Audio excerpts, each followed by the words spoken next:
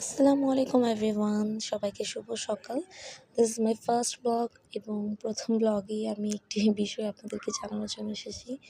এই যে আমার হাতে যে ইনস্ট্রুমেন্টটা দেখতে পাচ্ছেন, এই ধরনের নাইফ দিয়ে যারা কাটাকুটি করেন বা যে কোনো ধরনের ক্রাফটের কাজ করেন, তো তাদের ক্ষেত্রে বলবো যে যারা এটা দিয়ে করবেন একটু সাবধানে করবেন, যেহেতু এটার মাথায় হচ্ছে ধারালো একটা ছুরি থাকে এবং এই নাইফটা দিয়ে কাজ করার সময় হচ্ছে চাপ দিয়ে এরপর হচ্ছে টান দিতে হয়। তো সেক্ষেত্রে একটু সাবধানে করবেন, কারণ এটা দিয়ে আমার সাথে একটি মারাত্মক দুর্ঘটনা ঘটে গেছে কাল।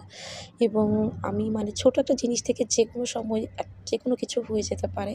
আমার হচ্ছে বাম হাতের আঙুলটা কেটে গেছে এবং আমি হচ্ছে তাড়াতাড়ি করে এমার্জেন্সি হচ্ছে ফার্মেসিতে গিয়ে আমি ব্যান্ডেজ করে নিয়ে আসি এবং ২-৩ দিন এই ব্যান্ডেজটা আমার থাকবে। এরপরে আমি খুলে দেখতে পারবো যে আমার হাতের কী অবস্থা। যেকোনো সময় এই ছোটোখাটো জিনিস থেকেই বড় কিছু হয়ে যেতে পারে। তো যারাই এই কাজগুলো করবেন খুবই সাবধানে করবেন। আশা করছি সবাই ভালো থাকবেন, আমার জন্য দোয়া করবেন। আল্লাহ হাফিজ।